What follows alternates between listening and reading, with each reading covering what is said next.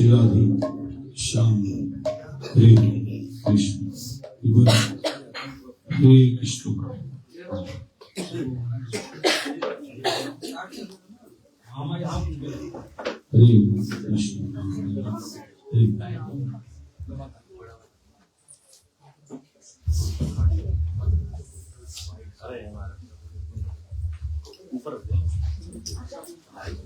जय श्री गुरुदेव की जय। जय समस्त रूपान गुरु परंपरा की जय। गुरुदेव कृपा करके मुझको अपना लेना।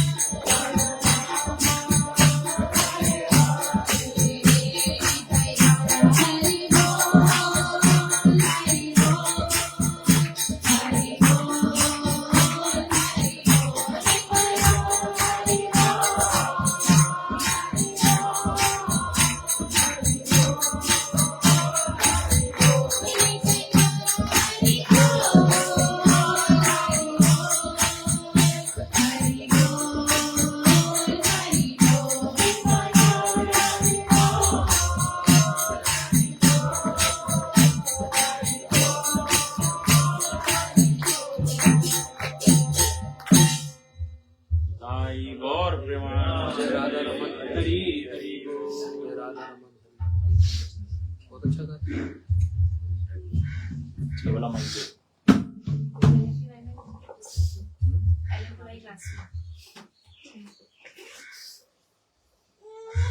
कुठले जय जय राधा रमण हरि बोल जय जय राधा रमण हरि बोल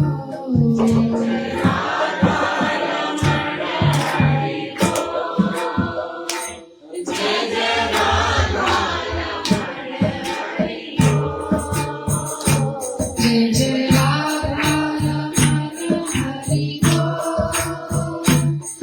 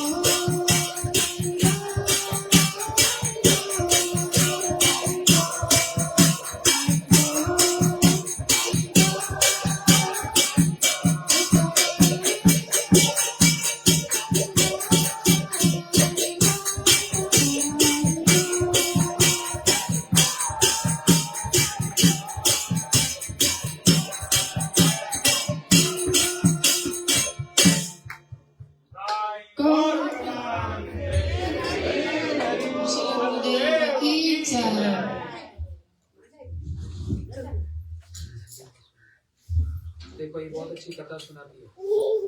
पहले ये सुनाएंगी, उसके बाद फिर बात। चेयर पे बैठो।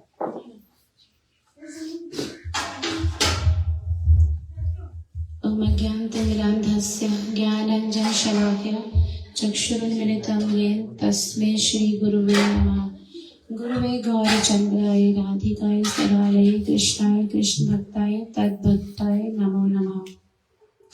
मैं सर्वप्रथम मेरे पूज्य आराधतम गुरुदेव ओम विष्णुपाद अष्टोत्तर शत श्री श्रीमद् भक्ति वेदांत शिला सिद्धांति गुरु महाराज जी के चरण कमलों में अनंत कोटि दंडवत प्रणाम ज्ञापन करती हूँ। तत्पश्चात समस्त रूपानुगुरु परंपरा के चरणों में मेरा अनंत कोटि दंडवत प्रणाम और आप सभी वैष्णव के चरणों में मेरा यथायोग दंडवत प्रणाम। गुरुदेव की आज्ञा हुई है कि मैं थोड़ा सा गुरु तत्व पर बताऊं। तो मैंने वैष्णवों से कथा में परम गुरुदेव से और आचार्यों से जो सुना है वो मैं प्रयास करूंगी कि मैं थोड़ा बहुत वो बता पाऊं। जैसे आज एक बहुत ही सुंदर तिथि भी है, जय नितिला प्रविष्ट ओम विष्णुपाद अष्टोत्तर शत श्री शिला भक्ति दैत माधव गोस्वामी महाराज जी की तिथि है। तो उनके चरणों में मैं अनंत कोटि दंडवत प्रणाम करती हूँ और उनकी हेतु की कृपा की कामना करती हूँ। देखो गुरुदेव मतलब बताते हैं, शास्त्रों में बताया गया है कि किस तरह से जब जीव इस संसार में आता है तो वो संसार में अपने सिर्फ कर्मों का भोग करने के लिए आता है। अर्थात जो उसने पूर्व जन्म में जो भी कर्म किए होते हैं उसके अनुसार ही वो इस संसार में आता है। ये संसार कोई बहुत सुंदर संसार नहीं है। तो गुरु पाद पद्म बताते हैं, शिला जनितिला प्रविष्ट ओम विष्णुपाद अष्टोत्तर शिला भक्ति वेदांत नारायण गोसाई महाराज जी बताते हैं, परम गुरुदेव बताते हैं जीव की क्या गति होती है। यदि जीव मर जाता है कभी भी, एक दिन तो देह छोड़ना ही है। जब जीव देह छोड़ता है, यहाँ पे जीव से मतलब अभी हम देहात्म बुद्धि मतलब मेरे जैसा बद्ध जीव जो इस संसार में जन्म और मृत्यु के चक्र में भ्रमण कर रहा है। तो शिला गुरुदेव बताते हैं कि किस तरह से जो जीव जब इस संसार में आता है तो उसकी क्या गति होती है। यदि वो मर जाता है, उसके प्राण छूट जाते हैं तो मात्र वो राख बनकर रह जाता है। और यदि उसको कहीं मृत्यु प्राप्त नहीं होती या उसको नहीं जलाया जाता तो उसका देह क्या होता है, पशु पक्षी खा लेते हैं तो वो विष्ठा के रूप में होता है। और एक प्रकार और होता है, यदि उसको विष्ठा के रूप में होता है और मल के रूप में होता है। ठीक है, ये इंसान की गति है। अब हम इस संसार में आ तो गए हैं, हमारे आने का जो मुख्य कारण था, जो वैष्णव बताते हैं कि हम भगवान से विमुख हो गए।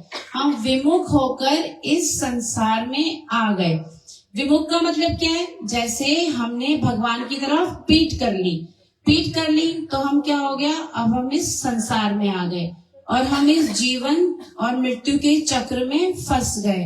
ठीक है, तो अब गुरु पाद पद्म का इसमें इनकी क्या भूमिका है कि क्यों बताते हैं कि गुरु पद आश्रय लेना चाहिए। क्यों बोलते हैं कि गुरु, ये क्यों नहीं कहते कि सीधे भगवान का चरण आश्रय लो, गुरु पद आश्रय क्यों लेने के लिए बोलते हैं। तो इसमें वैष्णव बताते हैं कि गुरु क्या है, गुरु आश्रय भगवान है। अर्थात जो हमें भगवान की सेवा की परिपाटी सिखाते हैं। अगर हम डायरेक्ट यदि हम चाहें कि हम सीधे राधा कृष्ण युगल की सेवा कर लें तो होगा नहीं, कदापि नहीं होगा जब तक हम गुरु पदाश्रय ना कर लें। और गुरु भी कौन से, जो क्या हो, जैसे हम गुरु अष्टकम में भी सुनते हैं रोज प्रातः काल हम उसका भी बोलते हैं हम लोग। तो साक्षात गुरु क्या होने चाहिए, जिनको बाह्य दो तरह से इसको देखा जाता है, एक बाह्य दृष्टि से और एक आंतरिक दृष्टि से। तो इसमें यह है कि समस्त शास्त्रों में तो वो निपुण है ही है, संसार से ही विरक्त है। तो मेन जो मुख्य लक्षण होता है गुरुदेव का वो क्या होता है कि उनके हृदय में वो कृष्ण प्रेम सदा विराजमान होता है। अब इसमें वैष्णव बताते हैं, गुरु पाद पद बताते हैं, भाई जिसके पास जो वस्तु है वो वही तो देख सकता है। जैसे एक व्यक्ति धनी व्यक्ति है तो उसके पास बहुत सारा धन है तभी तो वो दे सकता है ना। यदि उसके पास वो धन नहीं है तो वो कैसे दे सकता है। तो इसी तरह वो गुरु पाद पद्म अपना जो कृष्ण प्रेम रूपी धन है वो क्या करते हैं, मेरे जैसे बद्ध जीव को प्रदान करते हैं। और कैसे प्रदान करते हैं, सेवा के माध्यम से। सेवा का मतलब ही क्या है, सेवा अर्थात मतलब सब समय, जैसे अभी मैंने कथा में पूज्यपाद कृष्णदास प्रभु जी बता रहे थे कि सेवा क्या होती है। सेवा अपने मनमाने ढंग से नहीं होती है, सेवा होती है गुरुदेव वैष्णवों के अनुगत्य में रहकर हम जो सेवा करते हैं, वास्तव में सेवा वही होती है। जब हम भक्ति मार्ग पर चलते हैं तो हम स्वतंत्र रीति से, मतलब हम सोचते हैं कि अपनी इच्छा से जैसा हम करेंगे वो हम चाहेंगे, ऐसा नहीं होता। तो गुरु पाद पद्म हमें वो सेवा की परिपाटी सिखाते हैं। वो कोई साधारण जन नहीं है, वो क्या है, वो साक्षात उस गोलोक वृंदावन धाम के ही वासी हैं। तो जो यहाँ पर आते हैं और हमें उस सेवा की परिपाटी सिखाते हैं। तो ऐसे गुरु पाद पद्म जो होते हैं सब समय हमारा पालन पोषण करते हैं। अब कोई यूं बोले कि मैं तो सदैव गुरु का संग नहीं कर पाता या कर पाती हूँ, तो मैं कैसे संग करूं। तो संग होता है गुरुदेव के वचनों को सुनकर उनका पालन करने से। यदि हम सब समय गुरु के साथ रहें, गुरुदेव के साथ रहें, किंतु उनकी आज्ञा का पालन ना करें और जो हमें वो सुंदर सुंदर शिक्षाएं देते हैं उनका पालन ना करें तो होगा नहीं। तो गुरुदेव जैसा हमें सिखाते हैं और जो हमें पूर्व आचार्यों से, जो हमें गुरु परंपरा से बहुत सुंदर तरीके से जो भी शिक्षा प्राप्त होती है वही हमें धारण करनी है। तो वही गुरु पाद पद्म एक दिन क्या होते हैं, गुरु पाद पद्म, जैसे कृष्ण कहते हैं ना, कृष्ण हे कृष्ण करुणा सिंधु दीन बंधु, ऐसे गुरुदेव क्या है, गुरुदेव तो परम गुरुदेव बताते हैं कि करोड़ों करोड़ों माताओं का जो प्रेम है वो गुरुदेव के हृदय में है। जैसे बोलते हैं ना, ब्रह्मांड भ्रामिते कौन भाग्यवान जी गुरु। ठीक है, तो गुरु पाद पद्म हमें क्या करते हैं, बहुत ही उस माता की तरह हमारा पालन पोषण करते हैं। यहाँ पे पालन पोषण का मतलब होता है भक्ति रूपी पालन पोषण, जो हमें राधा कृष्ण और किस तरह से हमें उनकी सेवा की परिपाटी सिखाते हैं। तो इसीलिए गुरु पदाश्रय बहुत ही आवश्यक है। डायरेक्ट अगर हम चाहें तो हम भगवान की सेवा नहीं कर सकते। सिर्फ एकमात्र गुरु ही हमें, गुरुदेव ही हमें क्या करेंगे, धीरे धीरे हमें भक्ति में और भजन में आगे बढ़ाएंगे। यही कह के मैं अपनी वाणी को विश्राम दूंगी। वांछा कर्तव्य से कृपा सिंधु बेवच पतितराम पावनेभ्यो वैष्णवेभ्यो नमो नमः। हरे कृष्णा। सभी बोलो हरे कृष्णा कृष्णा कृष्णा हरे हरे, हरे राम राम राम हरे हरे। आज इस परिवार का बहुत सौभाग्य है, हम सभी भक्तों का भी सौभाग्य है कि गुरु महाराज और भक्त वृंद यहाँ पर आए। भागवत जी में एक बात कही, दुर्लभम मानुषम जन्म देहि नाम क्षण भंगुर तत्रापि दुर्लभ मन्ये वैकुंठ प्रिय दर्शनम। क्या कह रहे हैं भगवान कृष्ण, इस बात को स्वयं बोल रहे हैं कि दुर्लभम मानुषम जन्म देहि नाम क्षण भंगुर। ये दो वस्तुएं दुर्लभ हैं, दो वस्तुएं बड़ी मुश्किल से मिलती हैं। वो कौन सी? पहली बोल रहे हैं दुर्लभम मानुषम जन्म, कि ये मनुष्य शरीर प्राप्त करना वो बड़ा दुर्लभ वस्तु है, हर किसी को नहीं मिलता। जिनको बड़ा सौभाग्य होता है उनको ही ये मनुष्य शरीर प्राप्त होता है, और नहीं तो अन्य अन्य योनियों में भटकना पड़ता है। कैसे? मछली बनकर, पेड़ पौधे बनकर, कीड़ा मकोड़ा बनकर, सांप बन जाएंगे, शेर बन जाएंगे कभी, तो ऐसे अलग अलग शरीर प्राप्त होते हैं। लेकिन मनुष्य शरीर की क्या खास बात है? इसमें भगवान ने हमें बुद्धि दी है। बुद्धि तो उनके पास भी है, लेकिन वो बुद्धि का जो लेवल है, वो जो स्तर है, वो ठीक क्या है गलत क्या है इसका पहचान करना मनुष्य जानता है। तो इस प्रकार दुर्लभम मानुषम जन देहि नाम क्षणभंगुर तत्रापि दुर्लभ मन्ये वैकुंठ प्रिय दर्शनम। अरे मनुष्य जन्म प्राप्त करना ये बड़ी दुर्लभ वस्तु है, लेकिन इससे भी बड़ी ऊपर की दुर्लभ वस्तु क्या है, वो इसमें क्या कह रहे हैं कि वैकुंठ प्रिय दर्शनम, अर्थात वैकुंठ भगवान नारायण भगवान कृष्ण के जो प्रिय हैं, अर्थात उनके जो भक्त हैं, उनका दर्शन प्राप्त करना। और आज हमारा सौभाग्य है, गुरु महाराज जी जो शुद्ध भक्त हैं, शुद्ध वैष्णव हैं, वो आज हमारे निकट आए इस यहाँ पर इस कॉलोनी में। हम जोरदार ताली से गुरु महाराज का स्वागत करते हैं। बहुत से यहाँ पर भक्त लोग हैं और काफी नए लोग भी हैं। और अभी थोड़े दिन पहले मैं आया भी था यहाँ पर माता जी के घर पर, और दीदी की बहुत इच्छा थी कि गुरु महाराज जी आए, तो आज आए गुरु महाराज जी। तो दुर्लभम जो ये वैकुंठ प्रिय दर्शनम, जो भक्तों का जो ये संग है, गुरु जी का दर्शन मिलना, ये बहुत दुर्लभ होता है, ये हर किसी को प्राप्त नहीं होता। और ये दर्शन का मतलब क्या है, केवल आंखों से देखने वाले दर्शन की बात नहीं कर रहे यहाँ पर, इसमें कानों से दर्शन किया जाता है। कैसे? गुरु महाराज जी जो हमें कथा सुनाते हैं, वो कौन सी कथाएं होती हैं? भगवान और उनके भक्तों की कथाएं। और ये जो कथाएं हैं, ये हर कोई हमें नहीं सुनाता, केवल भगवान के शुद्ध वैष्णव शुद्ध भक्त ही हमें सुनाते हैं, जैसे हमारे गुरुवर्ग। तो ये जो कथाएं हैं, इनको सुनने से हमें पता चलता है कि मेरा भगवान से क्या संबंध है और मुझे भगवान को प्रसन्न करने के लिए क्या क्या करना है। भागवत ग्रंथ, उसमें बहुत से भक्तों की कथाएं सुनाई गई हैं। ध्रुव महाराज जी, प्रहलाद जी, अम्बरीश महाराज जी, नंद बाबा, यशोदा मैया, कृष्ण के सखा, राधा रानी, गोपियां, तो ऐसे अलग अलग भक्तों की कथाओं को उसमें लिखा हुआ है वेद व्यास जी ने। और उन कथाओं को जब हम गुरु जी से सुनते हैं तो हमें ठीक से पता चलता है कि भगवान को कैसे प्रसन्न किया जाता है। नहीं तो हमें तो पता ही नहीं है, कोई कुछ करता है, कोई कुछ कहता है, कोई पंडित जी कुछ कह देते हैं तो कभी कुछ कर देते हैं हम। और हम सबकी इच्छा तो यही होती है कि हर क्षण हर समय खुश रहें, प्रसन्न रहें, कोई दुख आए ना जीवन में। ये सभी की हृदय की भावना रहती है, लेकिन फिर भी दुख आते हैं। पिछली बार मैंने बोला था, वो हमारे माधव प्रिय प्रभु जी बताते हैं कि जैसे एक हॉस्पिटल के बाहर बोर्ड लगा होता है ना, कि ये इस हॉस्पिटल का नाम है और यहाँ पर हड्डियों का इलाज किया जाता है, इस हॉस्पिटल में हृदय का इलाज किया जाता है, हार्ट का।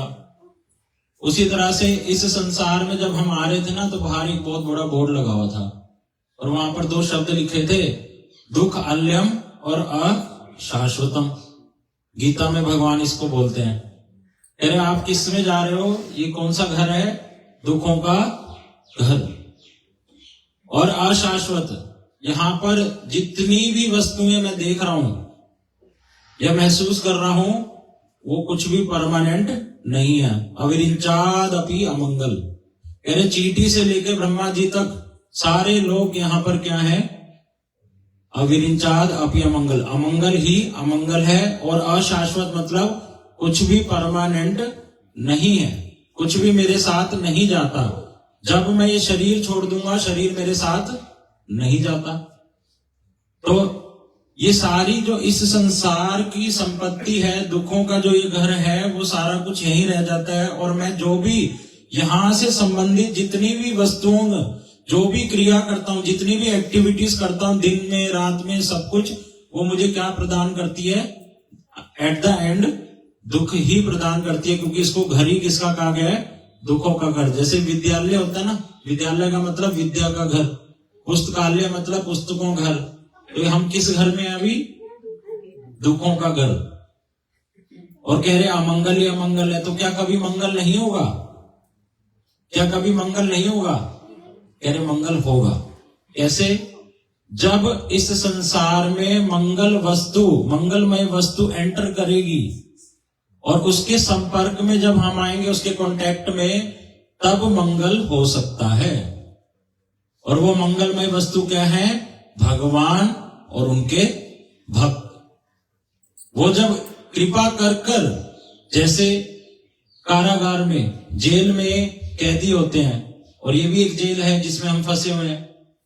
कैसे फंसे हुए हैं? जन्म मृत्यु के चक्र में फंस रहे हैं बार बार।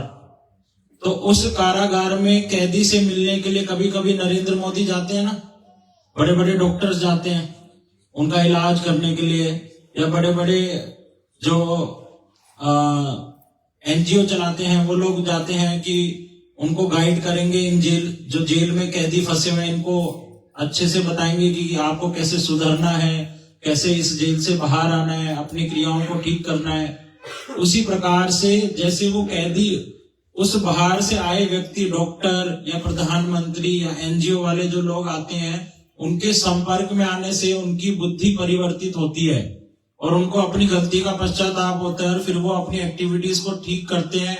और फिर वहां के जो जेलर मतलब जो उस कारागार को चलाते हैं, तो वो उस जेल में रहने वाले कैदी की एक्टिविटीज को देखकर कि ये तो अब धीरे धीरे ठीक हो रहा है, उसको बाहर भेज देते हैं।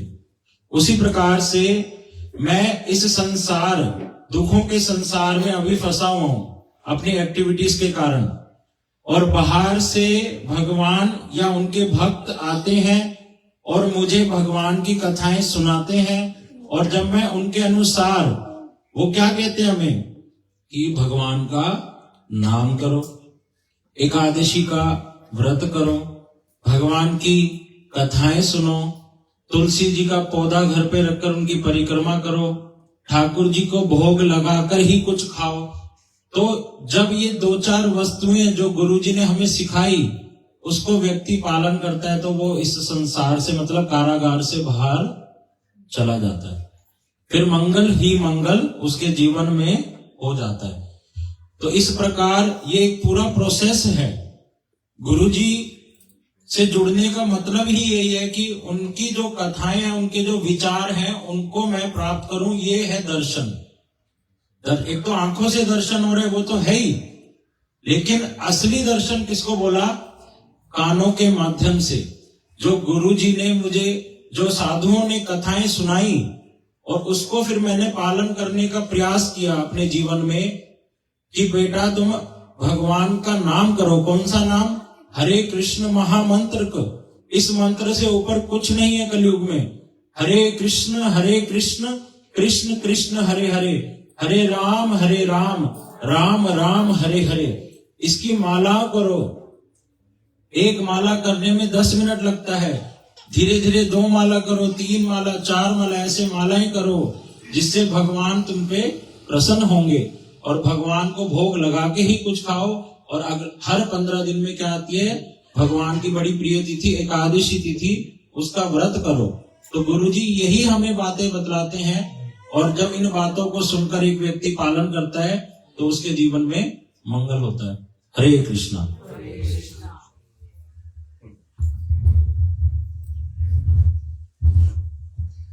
थक गए सब लोग? थके तो नहीं? फिर एक बार बोलो, हरे कृष्णा कृष्णा कृष्णा हरे हरे। एक बार जोर से बोलो, हरे राम राम राम हरे हरे। एक बार अपने आप से बोलो सारे, हरे कृष्णा कृष्णा कृष्णा हरे हरे, हरे राम राम राम हरे हरे। ये तो बड़े अच्छे भक्त है यहाँ पर ना, ऐसा तो कहीं नहीं देखने में आता। एक बार फिर बोल दो, हरे कृष्णा कृष्णा कृष्णा हरे हरे, हरे राम राम राम हरे हरे। जिसने जितना तेज बोला ना, उतनी तेज कृपा होगी। ठीक है? इन दोनों ने कथा सुनाई ना, आप लोगों ने ताली भी नहीं बजाई दोनों के लिए। अब मैं थोड़ी देर कुछ बोलता हूँ, सुनो।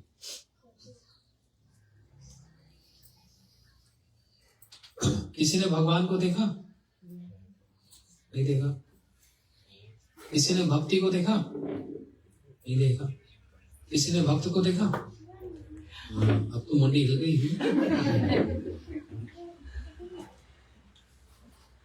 इसलिए मैंने बोला ये कौन सी जगह है, क्या नाम है? किस्मत नगर। भाई साहब नाम भी किस्मत नगर। आप लोग की किस्मत बड़ी अच्छी है। नगर, जगह का नाम ही किस्मत नगर है।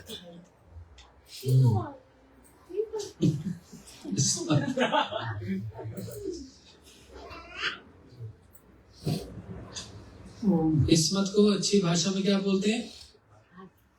भाग्य। समझ रहे हो?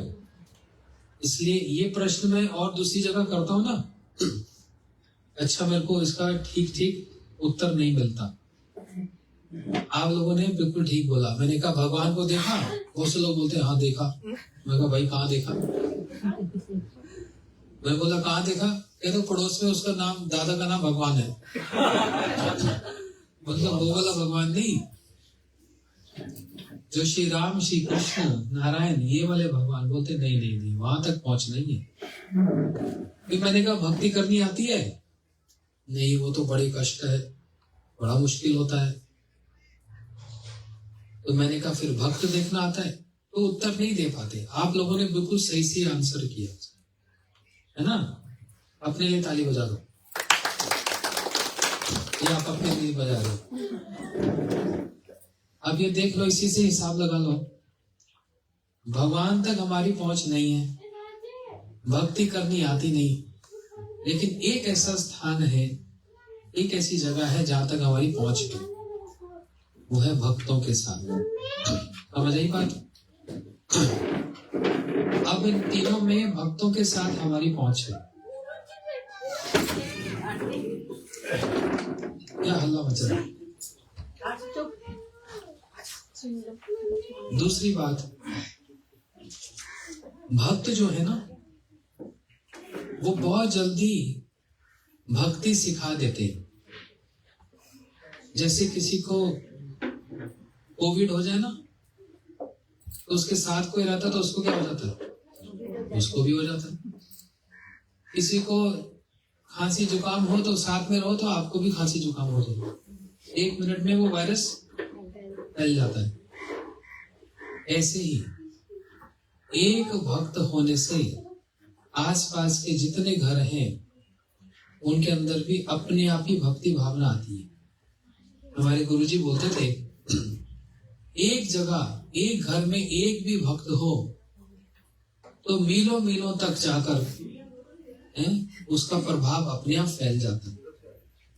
लोगों के अंदर अपने आप भावना आ जाती है। अब मान लो आपके आस पड़ोस, आप में से यहाँ पर कितने लोग माला करते हैं बताओ? हाथ थोड़ा ऊंचा करो, देखो। तो आप लोग माला करते हो, एकादशी का व्रत करते हो, बहुत अच्छी बात। तो आस पड़ोस के लोग देखने से क्या कहेंगे? राम राम। देखने से कहेंगे हरे कृष्णा। अच्छा, बहुत अच्छी बात। आइए बैठिए।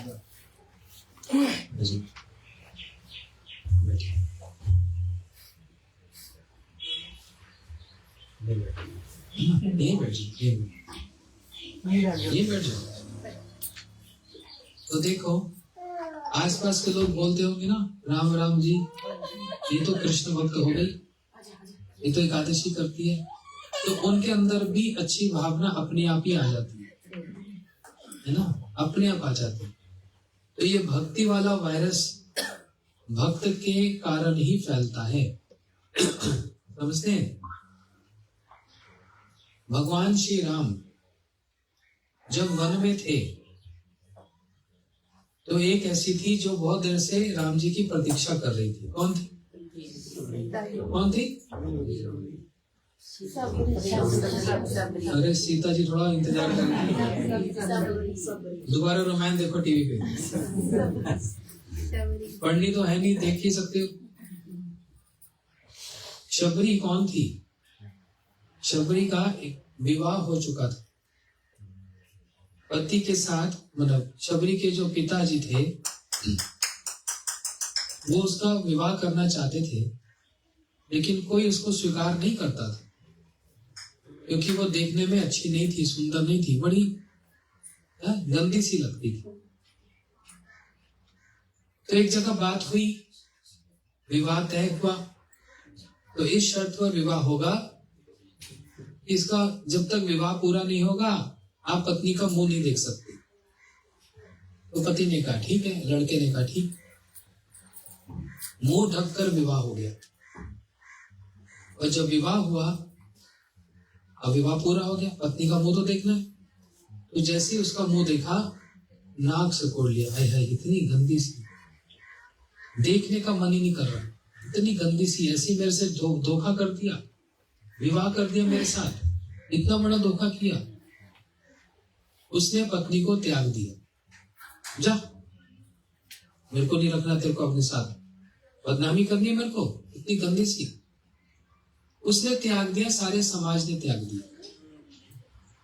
जिसको सब त्यागते हैं ना, उसको स्वीकार करने वाला फिर एक रहता है। कौन रहता है वो? हाँ, अभी धीरे धीरे जब आप और कथा सुनोगे ना, और तरक्की होगी ना। तरक्की किसमें? भक्ति में। तो एक बात समझना, ये हमारे भक्त लोग भी समझना, कभी कभी भगवान ऐसी लीला रचते हैं कि ऐसा कुछ उसके जीवन में कर देते हैं कि उसको सारे त्याग देते हैं। क्यों? क्योंकि उसका वो देखता है मेरा प्रेम इसमें भी है, उसमें भी है, उसमें भी, हर चीज में अपना प्रेम। भगवान का स्वभाव ना बड़ा जटिल स्वभाव है। बोलते भाई जब तक तू पूरा मेरा नहीं होगा ना, मैं भी तेरे को पूरा नहीं स्वीकार। तू अधूरा अधूरा रहेगा ना, तो फिर मेरे को मजा नहीं आता। ऐसा उसके जीवन में घटना हो जाएगी, ये सारे उसको त्याग देते। और जब उसको सब त्याग देते हैं ना, उससे भगवान बड़े हंसते हुए आनंद से उसको गले लगाकर स्वीकार कर लेते। ऐसा होता है। एक आप कभी कथा सुनते तो भरत जी का उदाहरण सुना होगा। एक राजा भरत हुए। कहाँ के राजा थे? अंबाला के, कैंट के, सिटी के, हरियाणा के, भारत के, संसार के, पूरी पृथ्वी के राजा, पूरी पृथ्वी के राजा। सोच लो, है ना। मैं एक बार क्या, अभी 5 दिन पहले ही मैं अमेरिका से लौट के आ रहा था। तो जब दिल्ली आने में अभी आधा घंटा रह गया, तो जहाज से बाहर देख रहा था, बिल्कुल साफ था आकाश, बादल कुछ नहीं थे। जहाज से देख रहा था, नीचे बड़ी ऊंचाई में था जहाज, छोटे छोटे कस्बे दिखे। ऐसा लग रहा था कि एक जगह पर कूड़े का ढेर पड़ा हो। ऊपर से तो ऐसे दिखता है, घर तो दिखते नहीं, इतना छोटा सा एक इस जहाज आगे बढ़ा, एक कूड़े का ढेर। अच्छा, वहां पर नक्शे में आता गया ये कौन सा शहर है, ये अंबाला है, ये फरीदाबाद है। ऊपर से देखो तो एक छोटा सा कूड़े का ढेर दिखता है, और जैसे जहाज फिर थोड़ा नीचे आता है तो इतना बड़ा शहर दिखता है। तो दिल्ली इतनी बड़ी आ गई। जी नीचे आते तो बड़ा लगता, ऊपर से क्या लगता है, कूड़े का ढेर। ऐसे सच में ऐसे लग रहा था। तो मैंने उस समय सोच रहा था, मैं माला कर रहा था, मैं सोच रहा था देखो हमारी 1000 गज की कोठी कितनी बड़ी होती है ना। सोचो 1000 गज की कोठी किसको पसंद नहीं होगी रहना। तो व्यक्ति सोचता है कि मैं कितना बड़ा हूं, मेरा घर 1000 गज में है, 10 कमरे हैं, बाहर इतना बड़ा बगीचा भी है, गार्डन भी है, सब कुछ है। है, वो सोचता है। लेकिन आप ऊपर से अगर देखो ना, वो माचिस की डिब्बी लगता है। पूरा संसार, और पूरे संसार में भारत इतना सा, नक्शे में देखते हैं ना, भारत में भी हरियाणा इतना सा, हरियाणा में भी अंबाला और इतना सा, और उस अंबाले में भी फिर 1000 की कोठी ये नाखून के बराबर है। और वो सोचता मैं कितना बड़ा मालिक हूं। ये एक पृथ्वी, ऐसे पृथ्वी से 7 लोग ऊपर होते हैं, है ना? तो इतना बड़ा जो मालिक है संसार का, उसको अभिमान ही नहीं होता कि संसार मेरा है। और हमको 1000 गज की कोठी भी लगती है क्या, मैं बहुत बड़ा आदमी, न खून के बराबर नहीं है। ये सोचता मैं मालिक हो गया। समझ रहे?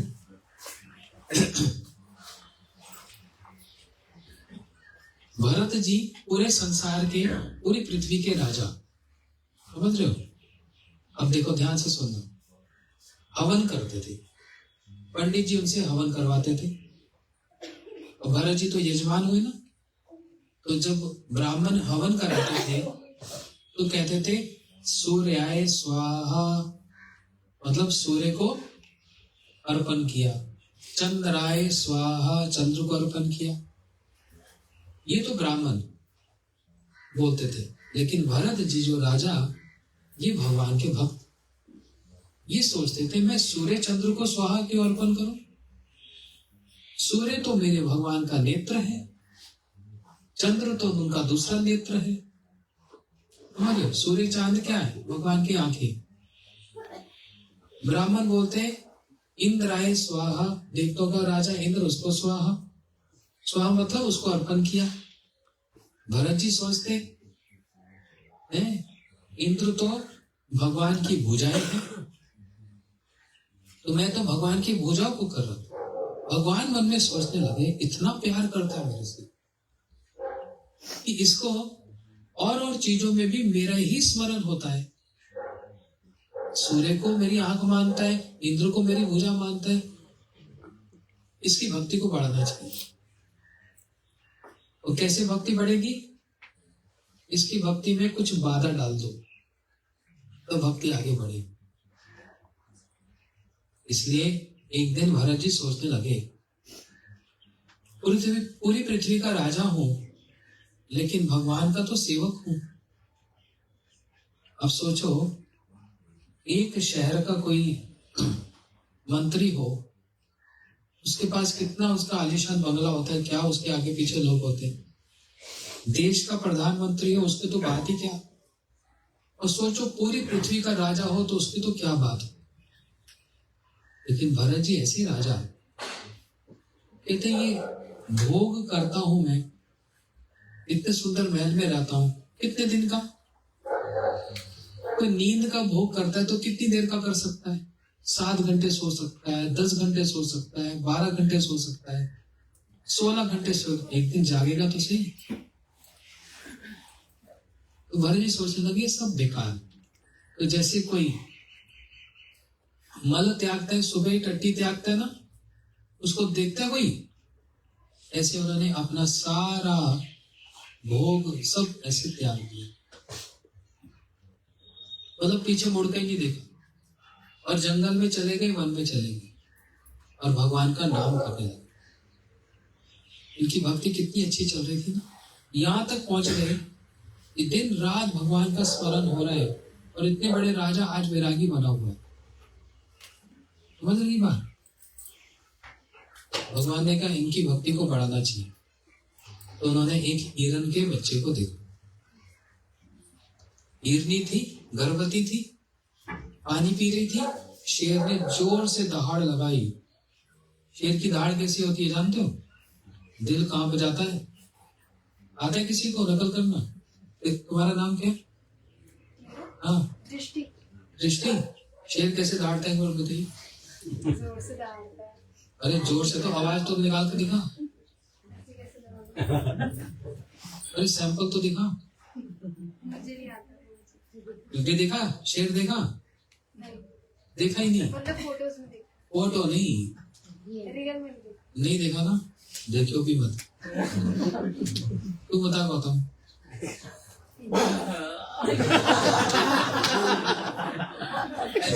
ये शेर है।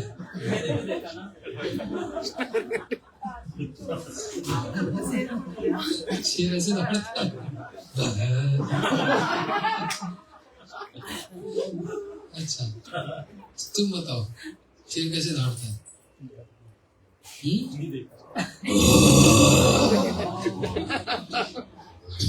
क्या हो जाएगा? डर लग रहा है ना?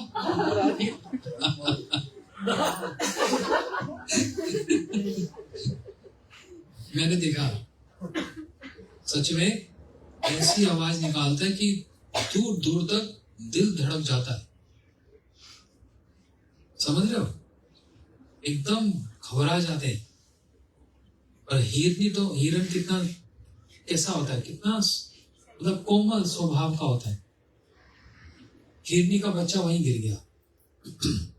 जब हिरनी का बच्चा वहीं गिर गया, हिरनी तो चली गई। अब भरत जी सोच रहे हैं, मैंने जितना सोचा छोटा सा बच्चा। मैं तो अमेरिका में जाता हूँ ना, हिरन ऐसे बैठे होते जैसे हमारे यहाँ गाय बैठी होती है ना, गलियों में सड़कों पे हिरन ऐसे बैठे रहते, इतना सुंदर लगते हैं। सुंदर सा जानवर। छोटा सा बच्चा तो बड़ा प्यारा लगता है, मन करता है गोद में उठा लो, ऐसे करते हैं ना माँ।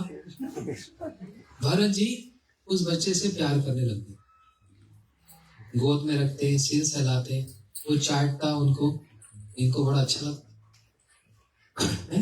ऐसे करते करते एक दिन ये स्नान करने गए राजा। जब स्नान करने गए तो हिरन का झुंड आया। हिरन ना कभी अकेला नहीं आता, ये उसका स्वभाव है। पूरे अपने कुटुंब के साथ ही आते, 15, 20, 25, कभी अकेला नहीं आता। मैं जिस घर में रहता था उनके पीछे, घर के पीछे आते थे, कभी एक अकेला नहीं आता। 8-10 इकट्ठे आएंगे। यहाँ तो फिर पति पत्नी 2 बच्चे, वो घर परिवार वाले हैं, वो अच्छे लोग हैं। हिरन भी। जब हिरन का झुंड आया तो ये छोटे से बच्चे ने देखा ये तो सारे मेरे जैसे हैं, तो हिरन के झुंड के साथ ही वो चला गया। अब भरत जी सोचने लगे, हाय मेरा वो हिरन कहाँ गया? इतना प्यार हो गया, इतनी आसक्ति हो गई। ये पृथ्वी मेरे हिरन को देखा, ये आकाश मेरे हिरन को देखा, ये वायु मेरे हिरन, सारा समय हिरन हिरन हिरन हिरन हिरन करते रहे। और हिरन का चिंतन करते करते क्या हो गया? शरीर ही छोड़ दिया। और जब शरीर छोड़ दिया तो गीता जी में एक श्लोक बताए। क्या श्लोक है भाई? गीता जी का श्लोक क्या है बताओ? यम यम वापी स्वरम भावम त्यजते कलेवरम। हम मरते समय जिसका चिंतन करते हैं वही बन जाते। समझ बात? मरते समय भी चैन नहीं आती लोगों को। भाई अब तो मर रहा है, पता है मरने वाला हूँ, मरने वाली हूँ, तो क्या करना चाहिए? उस समय तो कम से कम भगवान का नाम करो, और मरते मरते भगवान से प्रार्थना करो, भाई सारा जीवन ऐसे निकल जाए, अगला ऐसा मत हो, आपसे प्रार्थना करता हूँ। समझ रहे हो? और मरते समय अगर चिंता कही, बेटा पैसा वहां रखा, उससे लेना था, लेन देन करना था, तो वो ऐसे लेन देन ही करते रह जाएगा। मरते समय चिंतन करेगा, हाय मेरे बच्चे, मैं तो बूढ़ा हो गया, मेरे बच्चे कैसे बिजनेस संभालेंगे, काम संभालेंगे, दुकान संभालेंगे, घर संभालेंगे, हाय मैं इनकी रक्षा करूं। वो रक्षा करते करते मरते समय सोचता तो कुत्ता ही बन जाता है, उसी घर का ही कुत्ता बन जाता है। बच्चे कहते हैं मम्मी घर में कुत्ता रखना है, तो बाजार से छोटा सा कुत्ता ले आए। वो ऐसा एक प्रारब्ध है, एक संस्कार है कि वो ही कुत्ता घर में आता है। समझ रहे हो? जिसका उस घर के साथ संबंध हो। ये भी बात है, समझ लो, है ना? अब गली का कुत्ता भी कुत्ता है। आप जर्मन शेफर्ड ले, वो भी कुत्ता है। अल्सेशियन ले, वो भी कुत्ता है। कितने कितने नाम है ना? तो वही संस्कार के कारण वही कुत्ता घर में आता है जिसकी उस घर में वो आसक्ति होती है। मरते समय जो यही सोचता है, जो सब समय अपने पैसे संभालने में लगा रहता है, मरते समय पैसा पैसा सोना सोचता है, तो मरने के बाद सांप बन जाता है। समझ रहे हो? मरते समय एक बूढ़ी माता थी, सच्ची बता रहा हूं घटना, उत्तर प्रदेश में। मरने जैसी स्थिति हो गई तो बेटा पूछता है, दादी कोई आखिरी इच्छा है तो बता दे। बोलते बेटा आखिरी इच्छा पूरी कर दे। बोलते क्या? उनको मुर्गा खाना है। मरते समय भी उसको मुर्गे खाने की चिंता होगी, ये खिला दे बस। अब मांस खाने की इच्छा हो रही तो बता क्या बनेगी वो? सृष्टि शेर नहीं बनेगी। शेर कैसे डांटता है बताइए? अब तो मैंने सैंपल दिखा दिया तेरे को, हैं? जोर से दहाड़ता है। अरे कैसे बता? कैसे बताओ? जैसे अभी मैंने बताया, बताओ कैसे डांटता है?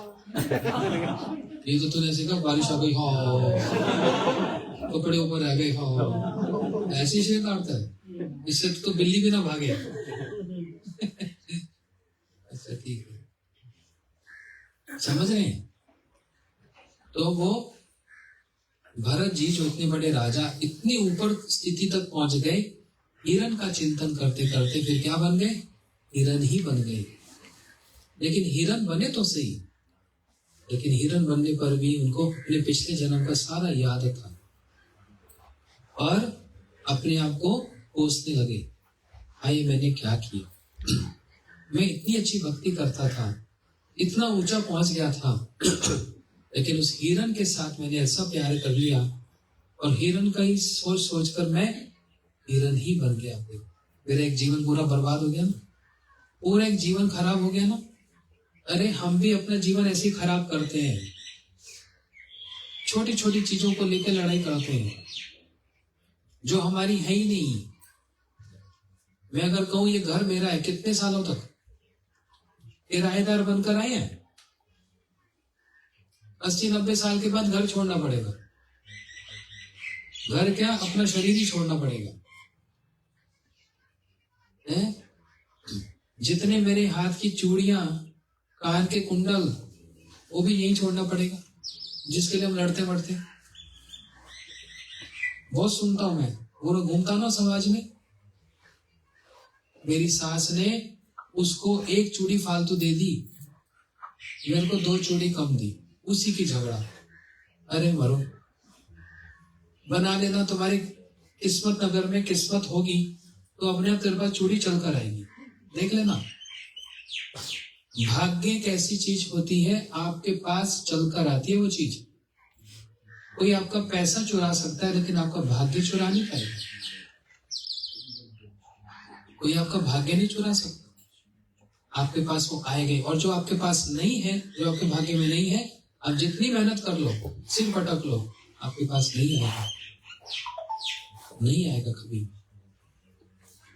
इसलिए उसकी इतनी छोटी छोटी चीज की चिंता नहीं करो, चिंतन करो बड़ी चीज का, चिंता मत करो छोटी चीज की, बड़ा सोचो,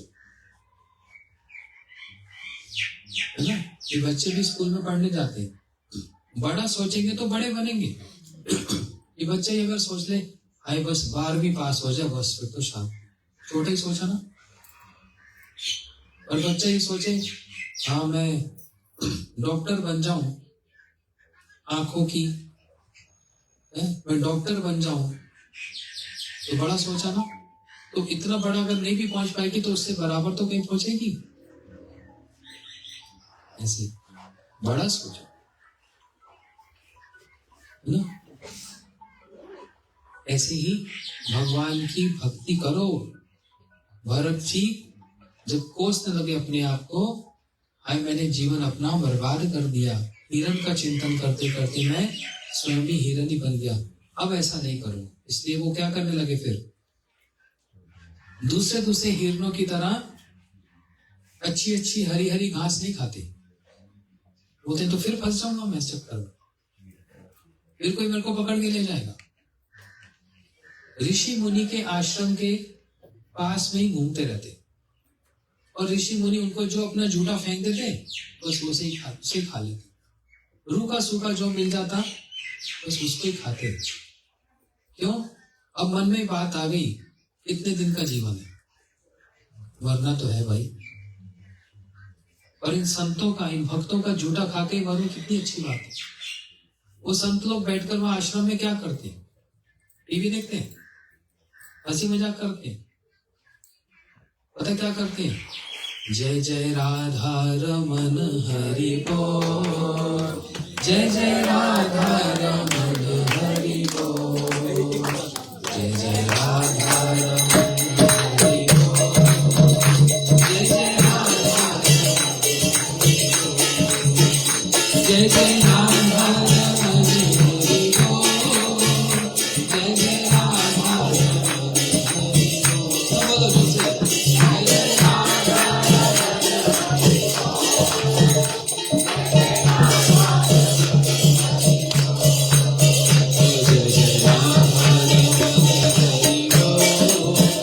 जय जय राधा,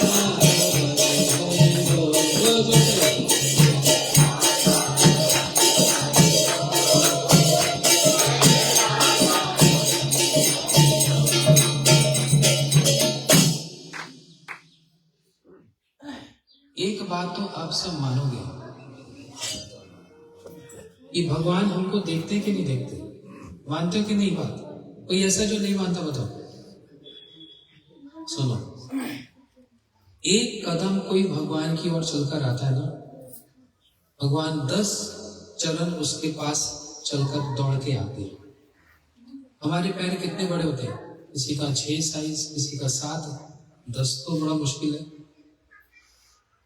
छोटे छोटे पैर लेकर हम भगवान के पास जाते हैं और भगवान का पैर कितना बड़ा होगा, उनके चरण कितने बड़े होंगे सोचो। और वो दौड़े दौड़े, आप एक चरण चले वो 10 चरण हमारे पास आएंगे। बस 2 मिनट और ध्यान से सुनिए। जब कोई अपने मन में ये सोचता है मेरे को भगवान का दर्शन करने जाना है, वृंदावन जाना है, और सोचो यहाँ से वृंदावन कितना दूर है, लेकिन जितना भी रास्ता आपने गाड़ी में तय किया, ट्रेन में तय किया, वो उतने पैर ही मारे जाएंगे। तो भगवान भी सोचते हैं हजारों पैर चलकर मेरे पास आया, मैं भी इसको हजारों आशीर्वाद ही दूंगा। समझते हैं?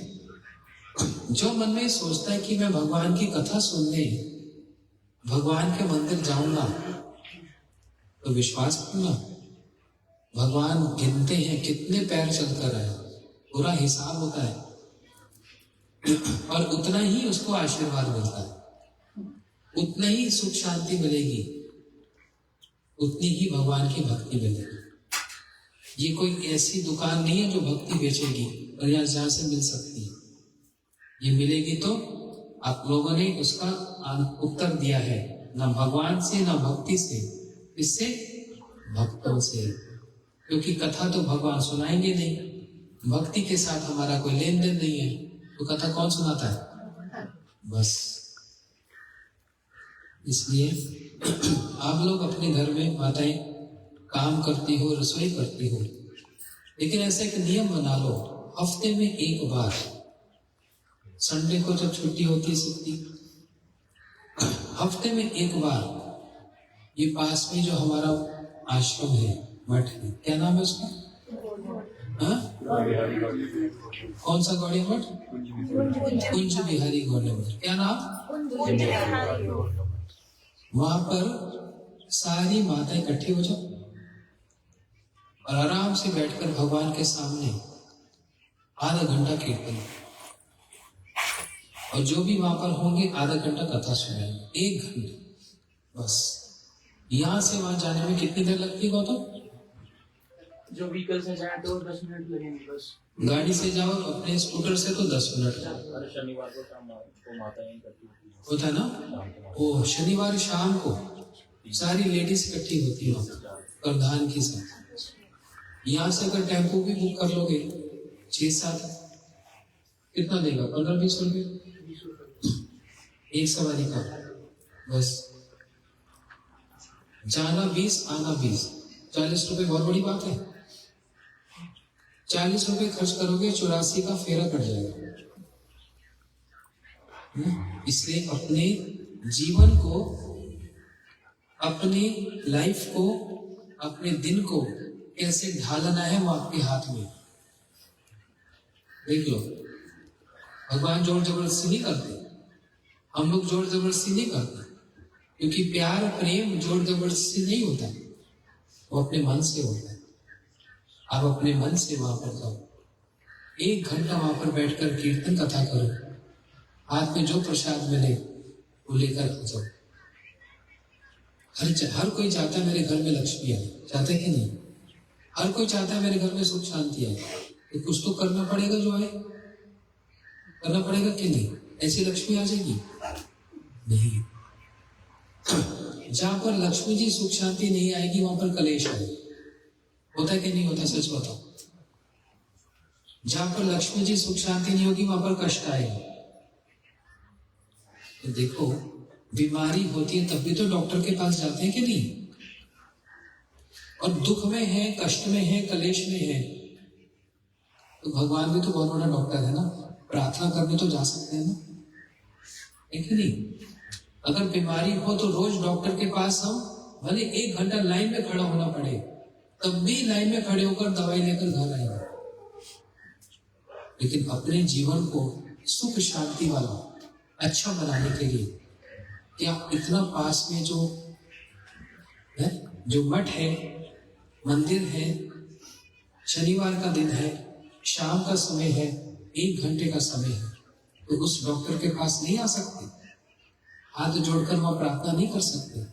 है ना? घर में प्रार्थना करने और वहां पर आश्रम में प्रार्थना करने में बहुत भेद है, समझ रहे हो? मर्जी आप लोगों की, किस्मत नगर में रहकर किस्मत चमक जाएगी। अगर किस्मत देने वाले भगवान के चरणों में जाकर विनती करो, समझ रहे हो? वहां जाकर विनती करो। मैंने ऐसा देखा, ये कहाँ की बात है, ये उधर हरियाणा में वल्लभगढ़, ऐसी माता इकट्ठी होकर सत्संग करती। अच्छा, घर आपके आसपास है, यहाँ पर भी आप कर सकते। बुधवार का दिन ले लो, मंगल का ले लो, चलो मंगलवार के दिन सारी इकट्ठी हो जाओ, आज इस घर में, कल फिर उस घर में, फिर तीसरे घर में, जिससे कि एक घर में सारा बर्डन आ जाए। कुछ भी नहीं करना, अपने ड्राइंग रूम में बैठो, थोड़ी देर भगवान का नाम करो, कीर्तन। कोई हर्जा है? कोई हर्जा नहीं। मंगल के मंगल यहाँ कर लो, शनिवार को सारे मिलकर वहां आ जाओ।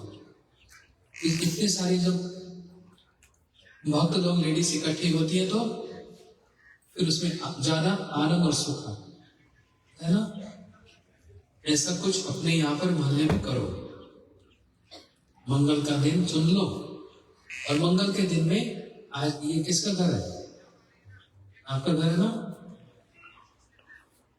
और जो यहाँ पर माताएं आई है उनका घर पास में है ना? तो एक मंगल यहाँ कर लो, एक मंगल वहां कर लो, तीसरा मंगल वहां कर लो, मंगल ही मंगल, ठीक है? नहीं तो क्या होगा, दंगल ही होता रहेगा। घर में कीर्तन करने से अच्छा होता है कि नहीं होता? बस इस बात को अपने मन में अच्छे से डाल दो। मंगल को शाम को, दिन में 11 बजे जब आप लोग खाली बैठे हो उस समय कर लो।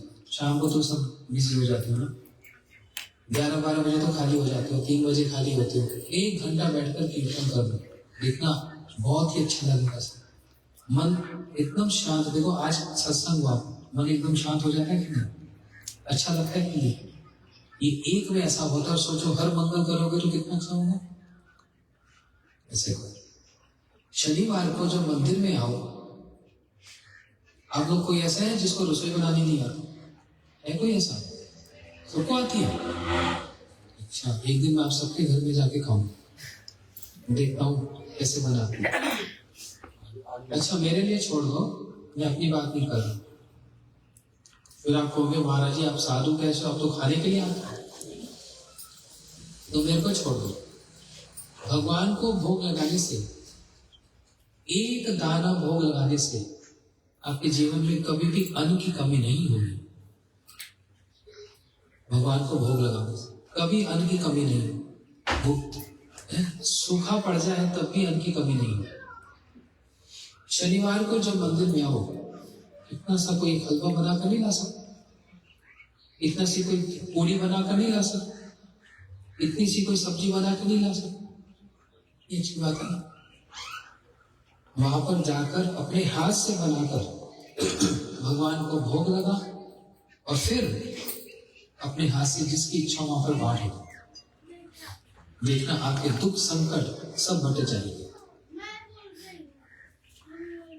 सब दुख संकट बट जाएंगे और भगवान का आशीर्वाद सबके घर में, लक्ष्मी भी आएगी, सुख शांति भी। करके तो देखो, 1-2 महीने करके तो देखो, है ना? अच्छा है कि नहीं? इसमें कोई खराब है? और कोई तरीका तो हमारे पास नहीं है भाई। है तुम्हारे पास और कोई तरीका? बाबाओं के पास भागते रहोगे, वो कभी अंगूठी पहना देगा, कभी वो ताबीज पहना देगा, दिमाग और उल्टा खराब कर देगा। हमारे तो एक ही बाबा है, भगवान जी। और देखो वहां पर तो महादेव बाबा भी है। शिव जी का दर्शन है ना, सुबह शिवलिंग और शाम को गोपेश्वर, गोपी का रूप। उन शिव जी को दर्शन करने, वहां जल चढ़ाओ, ठाकुर जी का दर्शन करो, अपने हाथ से कुछ बना के लाओ और एक तुलसी का पत्ता और डाल दो धोकर, बिना धोए कभी नहीं डालना चाहिए। धोकर तुलसी का पत्ता लाकर वहां रख दो, पुजारी जी भोग लगा देंगे। वो आप ही की चीज है, पुजारी तो अकेला इतना कितना खाएगा, वो अपने हाथ से सबको बांटो। ठीक है? इन माता के लिए ताली बजा दो आज। बोले वृंदावन बिहारी।